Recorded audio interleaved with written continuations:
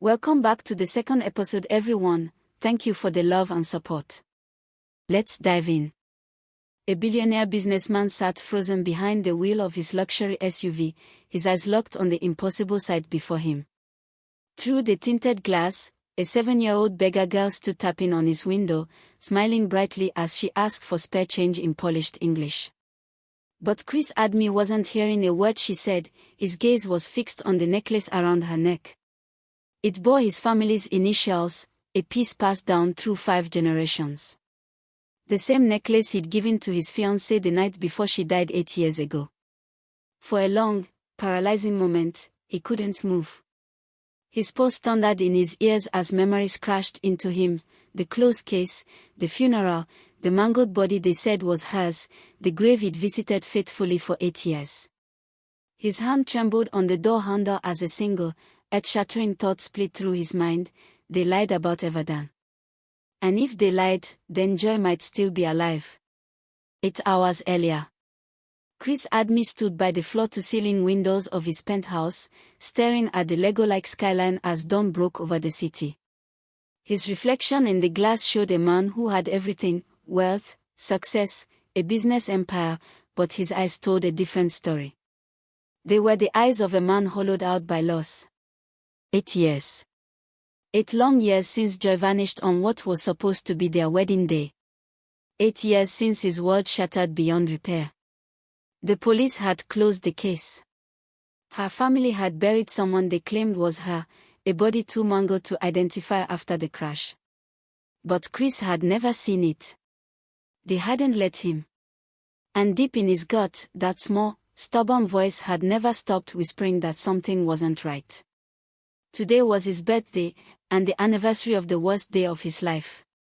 His phone buzzed for the 15th time that morning. He ignored it. His mother, his grandmother, his business partners, everyone wanted to celebrate.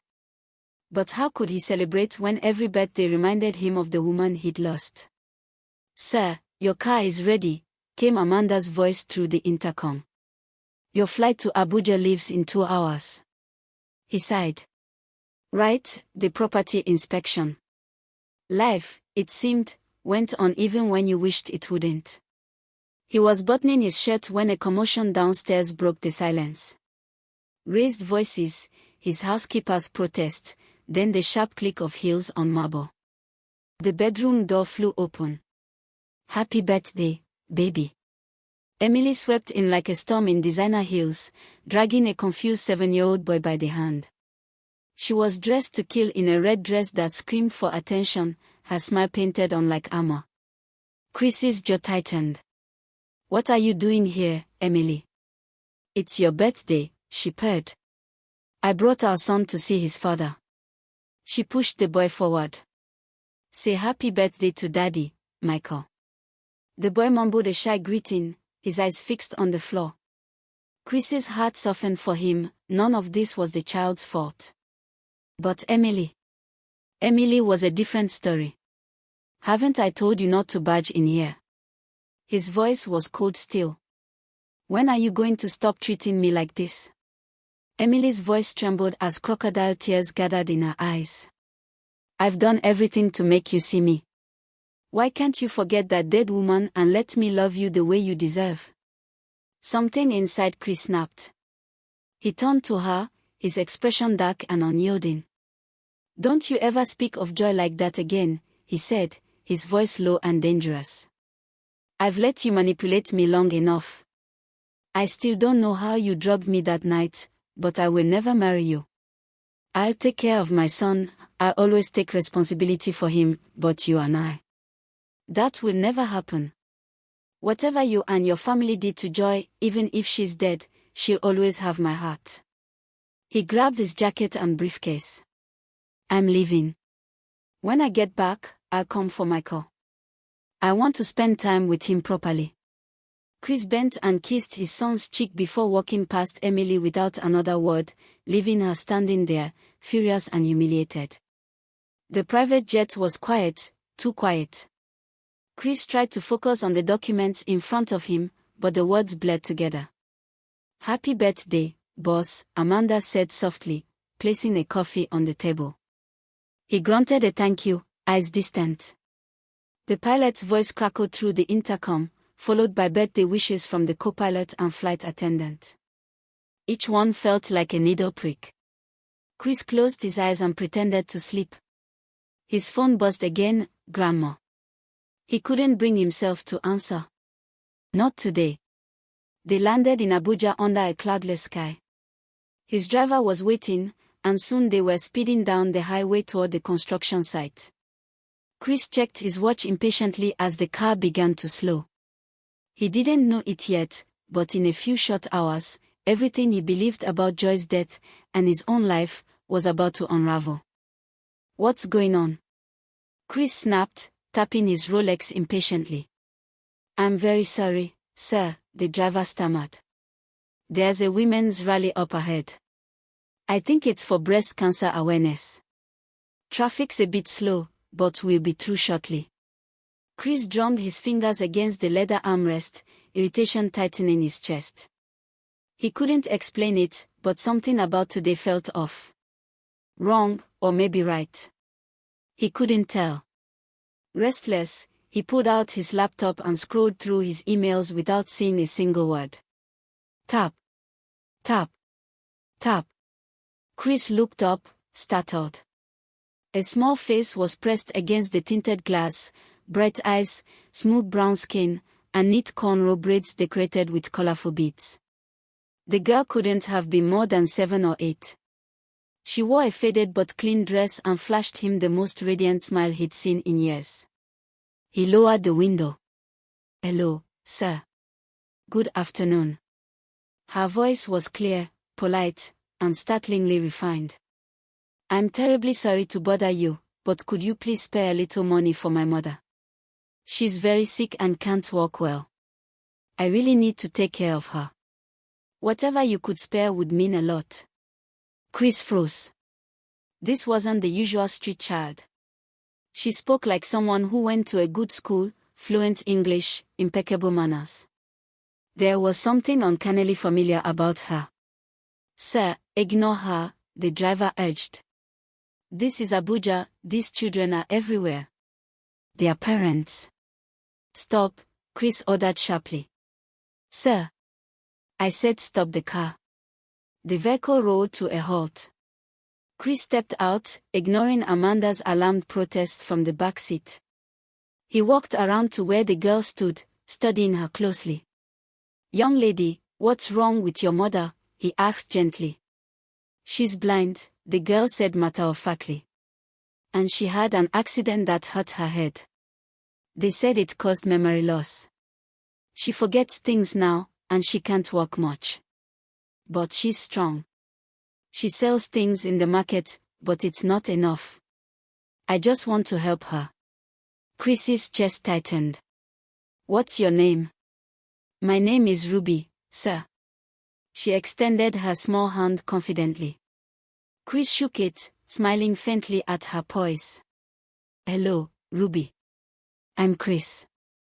Does your mother know you're here? Ruby's eyes widened. Oh no, sir. Please don't tell her. She'll worry, and I don't want that. But don't worry about me, I'm a big girl. I've been on this street since I was born. I know this road better than my multiplication tables. She leaned closer and whispered, Math isn't really my stronger subject, but geography. I'm a star. Despite himself, Chris chuckled. Shouldn't you be in school right now? Oh, normally I should, she said with a dramatic sigh. But bills don't pay themselves. Our landlord is a very mean old man who wants to throw us out, and I can't let that happen. My mom works so hard. So I'm helping her, being a businesswoman and contributing to the family budget. She said it with such seriousness that Chris almost laughed again. Your contribution is highly needed and will be greatly appreciated, she added, smiling sweetly. Thank you in advance for your generous donation.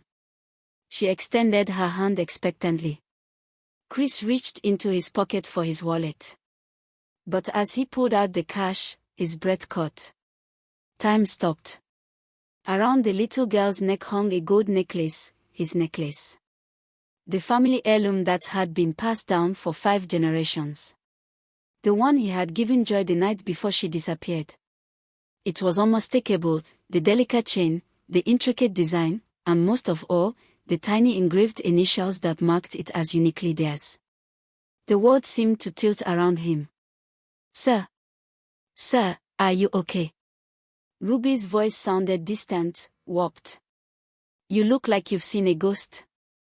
Should I call someone? Please don't die, sir. I don't know API yet, but I can call an ambulance. Chris stood frozen, the money trembling in his hand. His security team rushed closer, sensing trouble.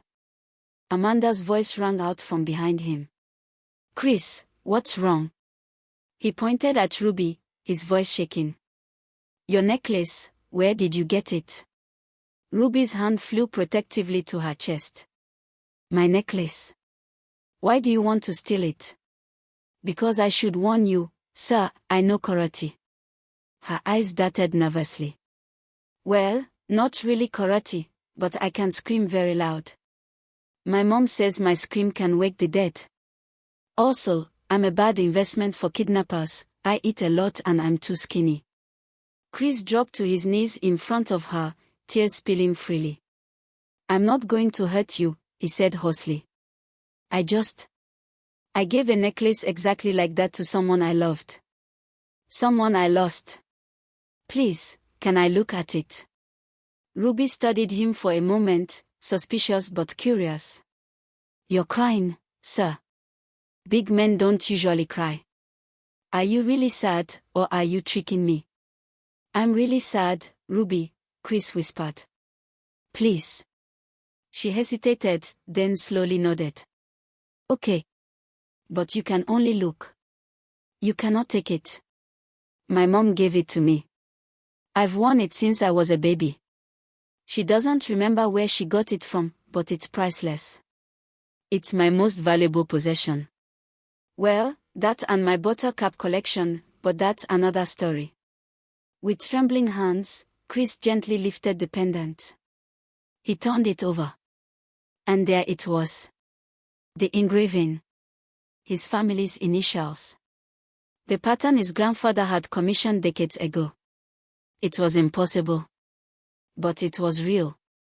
And for the first time in 8 years, Chris Admi dared to believe the one thing he thought he never would again. Joy might still be alive. Who is your father? The word slipped from Chris's lips as a whisper. Ruby shrugged. Never met him. Don't know him. My mom doesn't either, she lost her memory. And she's blind now, so it's just me and mom against the world.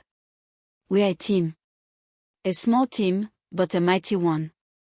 I need to see your mother, Chris said quietly. Ruby frowned and took a small step back. That's a weird request, sir. Why do you want to see my mother? Are you a doctor? Because we can't afford doctors right now. Or, her eyes brightened, are you a rich prince who wants to marry her? Because that would be great. Actually, we could use a palace. Does your palace have a swimming pool? Ruby, please, Chris said, struggling to keep his voice steady. Your mother might be someone I know. That's statistically unlikely, sir, Ruby said solemnly. We don't know any rich people. But thank you for your contribution. Before he could stop her, she snatched the money from his hand with lightning speed. Tell you what, she continued cheerfully. If you want to see me again, come back on Wednesday or Saturday. I'm always here on those days. You can call me Ruby the businesswoman, or just Ruby. Ruby is fine. She grinned. Now, I really must go. Thank you, sir. Bye. Before Chris could utter another word, she spun around and darted into the crowd, disappearing like smoke. He stood there on the roadside, tears streaming down his face, oblivious to the curious stares from passers-by. Sir. Amanda's voice was soft as she touched his arm. What happened? Are you all right? Should I call a doctor? He couldn't speak. His legs buckled, and he sank into the back seat of the car, mind reeling. Joy's necklace. On a little girl. A little girl about 7 years old. A mother who was blind and suffering from memory loss. 8 years ago, Joy had vanished. The math hit him like a blow. "Sir, we'll be late for the meeting," the driver said nervously. "I don't care about the meeting," Chris rasped. "Take me back to the hotel. Now." The site inspection was a disaster. Chris sat through presentations and blueprints without hearing a word. Every thought, every breath, was consumed by the image of that little girl, her braids, her bright smile, her impossible necklace. Finally, Amanda pulled him aside. "Sir, you're clearly not well. Let me take you back to the hotel." He nodded numbly. Back in his suite, he didn't even take off his shoes. He went straight to his phone and dialed his grandmother. She answered on the second ring. "Chris. Finally. Happy birthday, my darling. We've been trying to reach you all day." "Grandma, I don't have time," he interrupted, his voice shaking. "I need to ask you something important." "What's wrong? You sound strange." "That necklace you gave me 8 years ago, the one I gave to Joy, could there be another one like it? A duplicate?" Silence. "Why are you asking me this, my son? Are you still thinking about her? It's been 8 years. You have a son now, with her sister, why can't you?" "Grandma." Chris's voice cracked. "Just answer the question. Please." After a long pause, she spoke softly. "Your grandfather gave it to me. He said his father gave it to him. It's been in our family for 5 generations. It was custom made by a jeweler in the old country. There is no duplicate." Chris's throat tightened. "So, there's only one?" "Yes." "Chris, what's going on?" But he had already ended the call. His hands were shaking so hard he nearly dropped the phone. "Amanda," he shouted. She appeared instantly.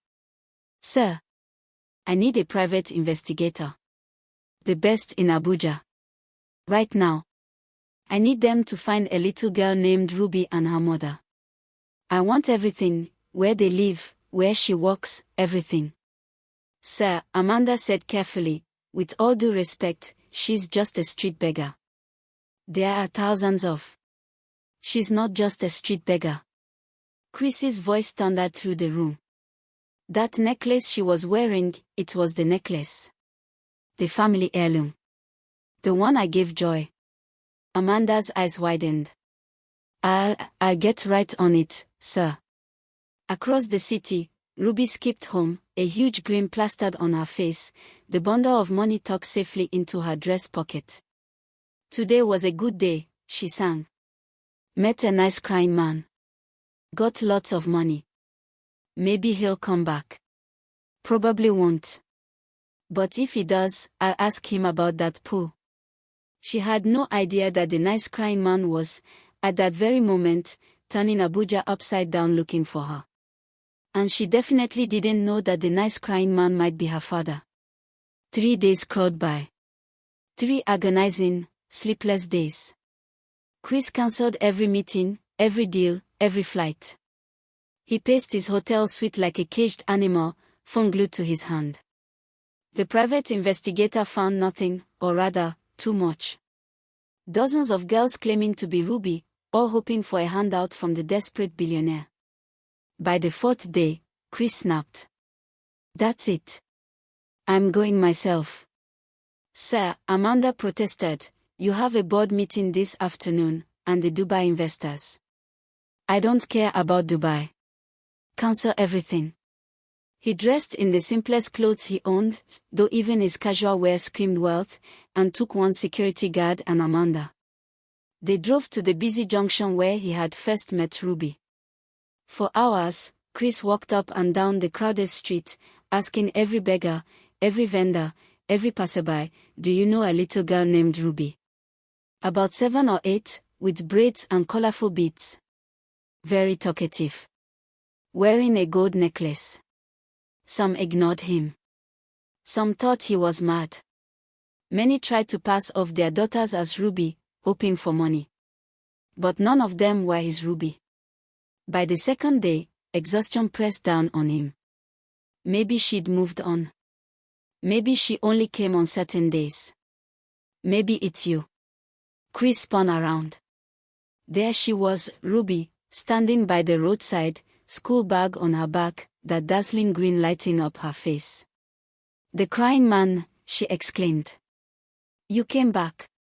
Are you here to give me more money?" "Oh, sir, you're the best. We were able to pay our rent with your last donation." "Well, my mom doesn't know I paid it. I slipped the money into our savings box when she wasn't looking. She's wondering why the landlord hasn't shown up yet. But that lousy old man is too busy counting his money to bother us now." Chris rushed toward her so fast he nearly tripped. "Ruby, where have you been?" "I've been searching everywhere." Ruby giggled. "Searching for me? Do I owe you money?" "Because I should warn you, I have a very good lawyer." "Well, not really, but I've seen lawyers on TV and they look very important and shouty." "I missed you," Chris said, and was startled by how true it felt. "You missed me. We only met once." "That's very quick attachment, sir." "Are you lonely? Do you need a friend?" "I could be your friend, but friendship requires a consultation fee. I'm a very busy person." Chris laughed for the first time in days. "How about I pay your consultation fee right now? Come back soon," Ruby said with a playful salute. Ruby out. And once again, she vanished into the crowd. But this time, Chris was ready. He had instructed his private investigator to wait at a distance. As soon as Ruby disappeared, the man began following her quietly through the busy streets of Abuja, keeping her small figure in sight. Chris returned to his hotel and waited. Every minute felt like an hour. He couldn't eat, couldn't sit still, couldn't think of anything except a little girl and the impossible possibility that had taken root in his heart. Finally, his phone rang. "Sir, I found them." Chris nearly dropped the phone. "Where?" "A small house in the slums, about 30 minutes from where you met her. The girl's mother is there. She's blind, just like Ruby said. I watched them for a few hours. They live alone, just the two of them. The mother sells fruit at the market, and the girl goes to school in the mornings, then runs her little business in the afternoons. Send me the address. Now." "Sending it right now, sir." Chris didn't sleep that night. He lay in bed staring at the ceiling, heart pounding so hard he thought it might burst. Tomorrow. Tomorrow he would go there, tomorrow he would find out if the impossible was true. But what if he was wrong? The necklace could have been stolen or sold. The mother could be a complete stranger. Still, what if he was right? The next morning, Chris dressed simply, jeans and a plain shirt, and took only one bodyguard, also dressed casually.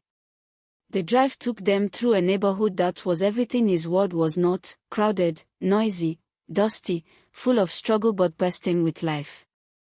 Children played in the streets, women cooked on small stoves, men gathered in corners talking and laughing.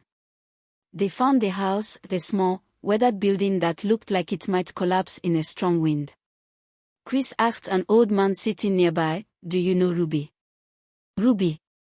The man squinted. "She's at school. Won't be back till afternoon." "You looking for her mother?" "Mama Ruby's at the market, down that way. Sells fruits." "Thank you." Chris's mouth went dry as they followed the directions to a bustling market, vendors shouting, customers bargaining, the air thick with the smell of fruit and sweat and life. "There," a trader said, pointing. "That's Mama Ruby." Chris walked closer. His bodyguard said something, but the rushing in his ears drowned it out.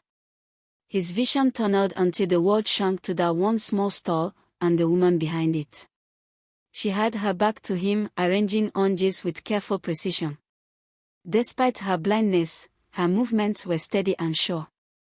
A faded dress. A head wrap. A scar running from her temple down to her jaw. Chris took one step. Then another. The woman turned. Time stopped. It was Joy, older, scarred, her eyes clouded but unmistakably her.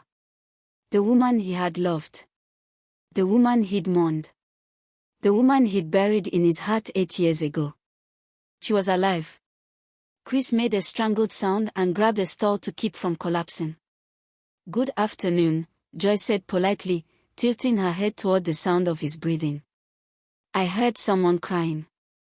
Are you all right? Do you need water? A chair?" Her voice. The same soft, kind voice that used to whisper, "I love you." The same voice that used to laugh at his terrible jokes. Chris couldn't speak. Tears poured freely down his face. A grown man, a powerful businessman, crying like a child in the middle of a market. "Sir, you're really crying," Joy said, concerned. "Are you hurt? Should I call for help? I may be blind, but I can shout very loudly." No. I'm fine," Chris managed. "I just want to buy some fruit." "Of course. Apples are 500 naira, oranges 300, fresh from the farm this morning. Very good quality. What would you like?" Chris's mind went blank. "Everything. I want to buy everything. Everything." Joy chuckled. "That's 50,000 naira worth of fruit. I don't care. I'll pay double, triple." Joy laughed again, a sound that went straight through his heart. "Well, I'm not going to argue with a good sale. Let me pack them for you." Chris watched as Joy's hands moved gracefully over her display, perfectly aware of where everything was. She packed with practiced ease, folding the bags neatly, never fumbling. She had adapted. She had survived. When she was done, Chris handed her 100,000 naira. Joy felt the notes one by one, sniffing them, tracing the edges, measuring their length. "How did you know what I gave you?" Chris asked, amazed. Joy smiled proudly. "Sir, I may be blind, but I'm not foolish. I know all the currencies by smell and feel. Someone tried to cheat me once, I chased him off like a stubborn goat. Learned my lesson that day." She counted carefully. "Sir, you've given me too much. This is double." "Keep it," Chris said softly. "Use it for your daughter, for your family." "Thank you, sir. God bless you abundantly. Come back anytime, just ask for Mama Ruby. I'm always here." Chris left in tears, giving away all the food to beggars on the street. "Sir, are you?" Amanda began when he returned. "Call my grandmother," Chris interrupted hoarsely. "Tell her to take the private jet to Abuja. Tonight. It's life and death." That evening, Grandma arrived, praying in tongues, waving anointing oil and holy water. "My enemies will not prevail. The devil is a liar. Are you dying? Who do I need to fight?" "Grandma, please sit." In the hotel suite, Chris told her everything about Ruby, the necklace, and Joy.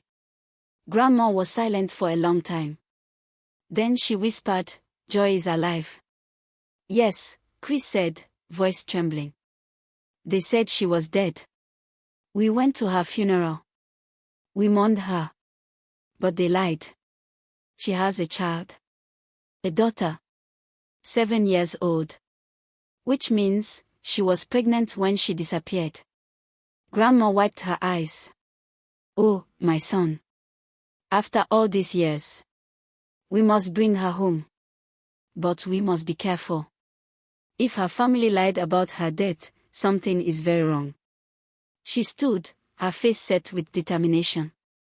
"Tomorrow, I go to her myself. If I show up, she'll trust me. It was busy work. Chris didn't really need a home manager, he just needed Joy close. The first time Ruby ran into Chris at the house, she screamed, You're the crying man. You're the owner of this house. Chris smiled. Yes, I am. And you're my mom's boss. Ruby gasped. Oh, wow. So that's why you were asking about my mom. You planned to hire her all along. Very sneaky, sir. I respect that. Very strategic. She looked around the mansion, eyes wide with wonder. This house is amazing. I have my own room, a bed just for me.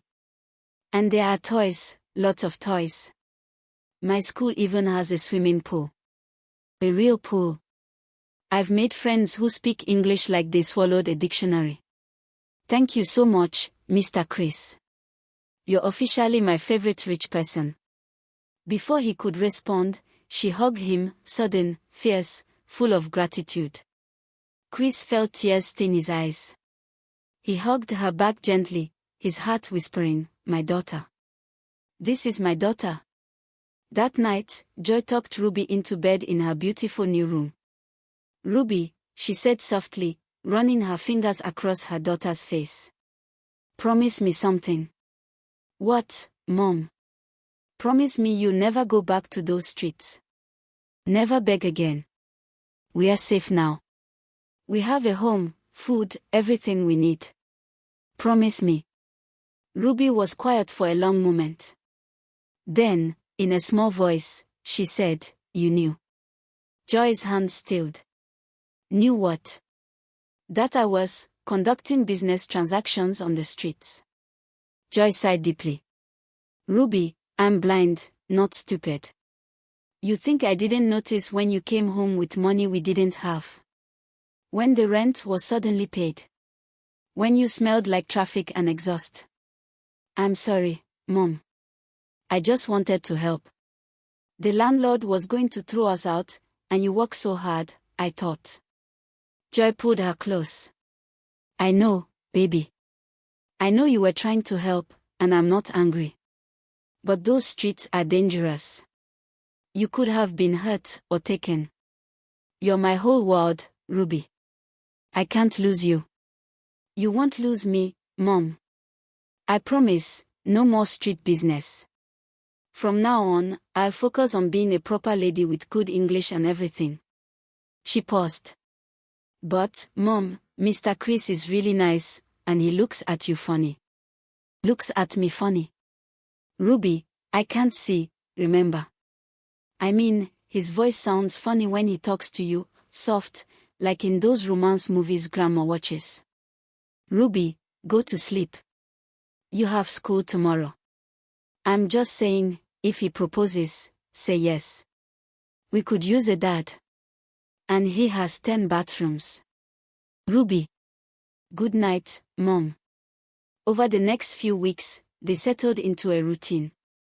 Every evening, Chris came home to find Joy in the kitchen or the garden, and Ruby doing homework or playing in the yard. He learned Joy's patterns, how she woke early, felt her way through the kitchen to make breakfast, organized the staff, and ran the house with quiet efficiency. One evening, Chris found Joy on the balcony, her face turned toward a sunset she couldn't see. Good evening, he said softly. Joy smiled. Good evening, sir. I heard you come in. The door has a particular sound when it closes. Everything has sounds. That's how I navigate. May I join you? Of course. It's your house. He sat beside her. The evening breeze rustled the trees. How are you finding everything? Chris asked. Wonderful. More than wonderful. It feels like a dream. Sometimes I think I wake up back in the slum. It's not a dream, Chris said gently. But sometimes miracles feel like one. He looked at her profile, the faint scar on her cheek, the way her hair curled at the edges, the soft line of her nose. Joy, he whispered, then caught himself. You called me Joy, she said, puzzled. That's not my name, at least, I don't think it is. I don't remember my real name. People just call me Mama Ruby. Chris's heart pounded. He'd slipped. I'm sorry. You just remind me of someone I knew, someone named Joy. Someone you loved, she asked quietly. Yes. Someone I love very much. What happened to her? She disappeared 8 years ago. On what was supposed to be our wedding day. Joy was silent. I'm sorry. That must have been terrible. It was, Chris said softly. It still is. Do you think she's still alive? I hope so, he replied. I know so. She's sitting right next to me. But he couldn't say that aloud. Their moment was interrupted when Ruby burst onto the balcony. Mom. Sister Chris. There's a lizard in my room, a big one. It's staring at me. I think it wants to fight. They both laughed, and the tension melted away. Weeks later, Chris approached Joy carefully. I'd like to take you to a specialist. There might be a surgery that could help restore your sight.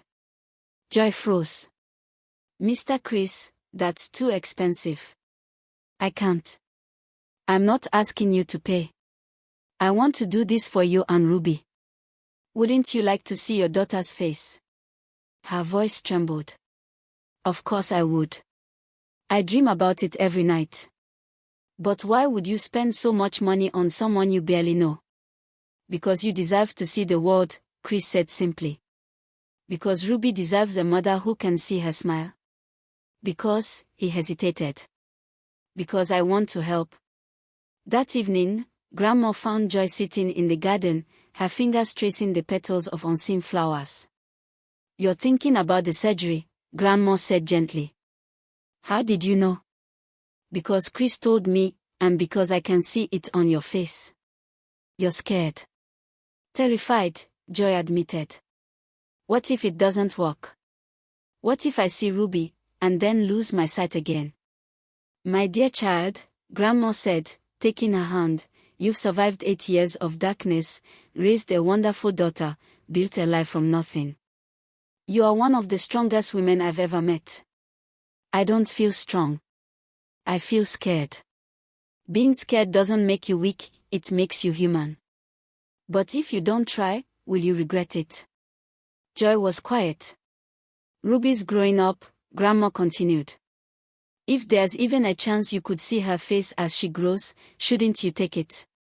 What if you wake up and the first thing you see is a smile? Isn't that worth the risk? Joy began to cry. You're right. I'm so scared, but you're right. You're not alone, Grandma said softly. Chris will be there. Ruby will be there. And God will be there. You'll never face this alone. Joy nodded, wiping her tears. Okay. I'll do it. The surgery was scheduled for the following week.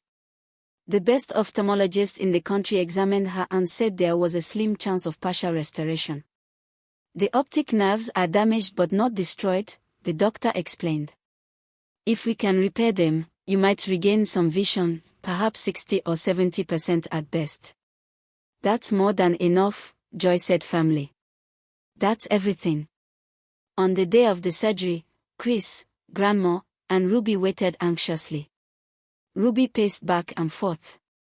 What if something goes wrong? What if? Ruby, Grandma said gently, we pray. We trust God.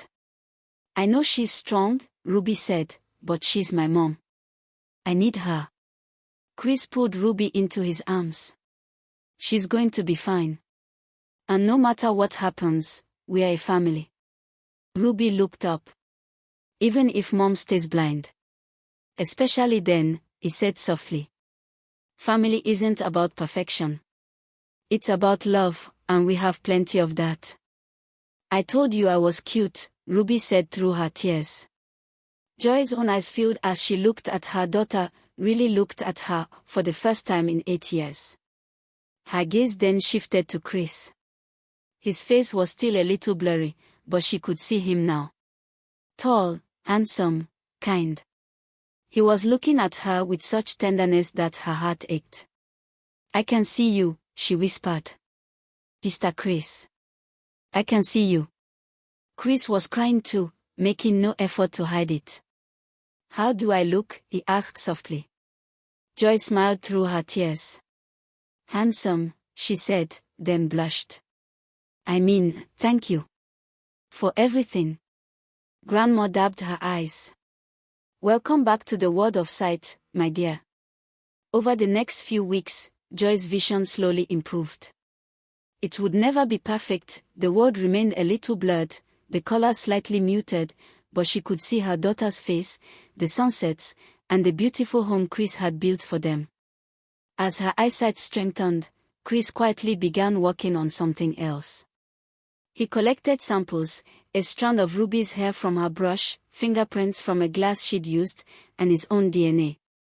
He sent them to a private lab with strict instructions for confidentiality. 2 days later, the results arrived. Probability of paternity, 99.99%. Ruby was his daughter, his and Joy's.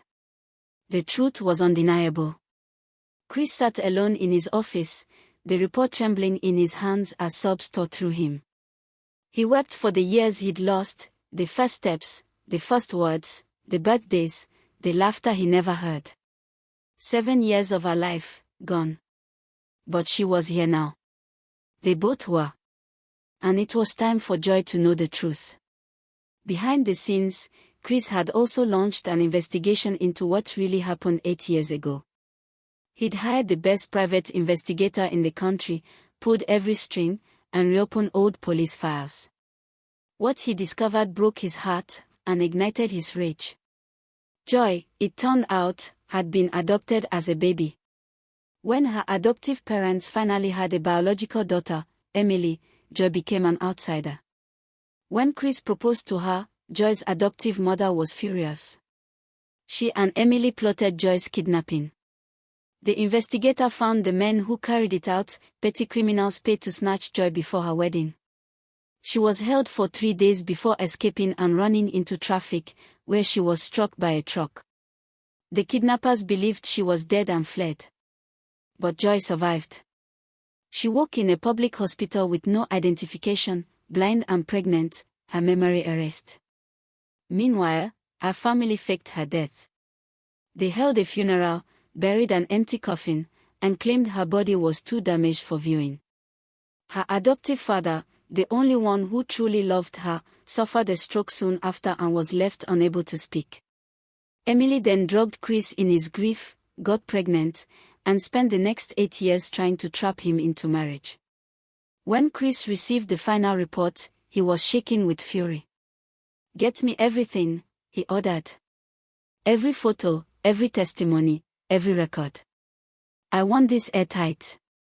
Within days, he had the full truth, and it was time for Joy to finally have hers. That evening, after Ruby had gone to bed, Chris asked Joy to join him in the living room. His voice was calm, but his eyes betrayed the storm inside. "There's something I need to tell you," he said. "Something about your past, about who you really are."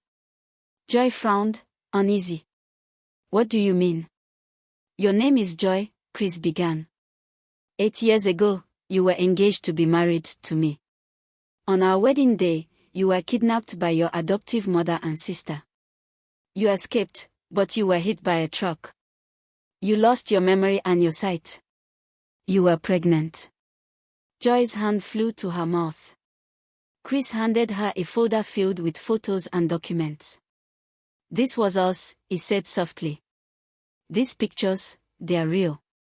And the necklace Ruby wears, that's the one I gave you. It's been in my family for generations."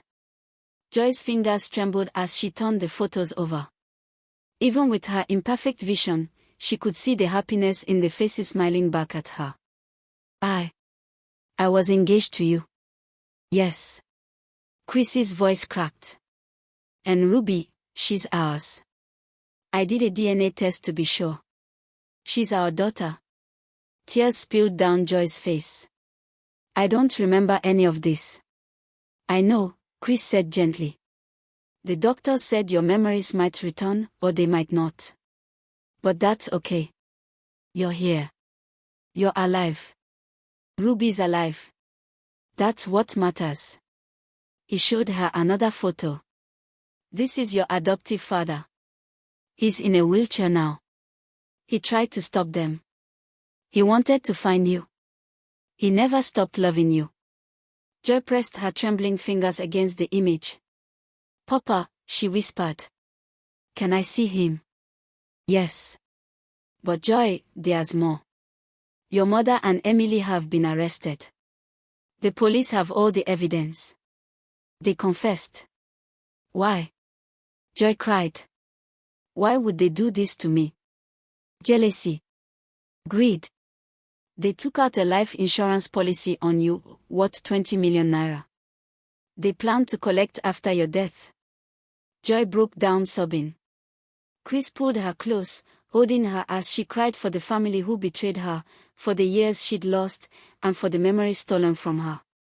It's not your fault, she whispered through tears. And it's not yours either, he murmured. But it's over now. We'll get justice. We'll bring your father home. And then, we start again. You, me, and Ruby. If you still want that. Joy lifted her tear-stained face to his. Chris. I've been falling in love with you all over again since the day I met you. I just didn't understand why. But now I do. Chris smiled through tears. Then this time, I'm never letting you go.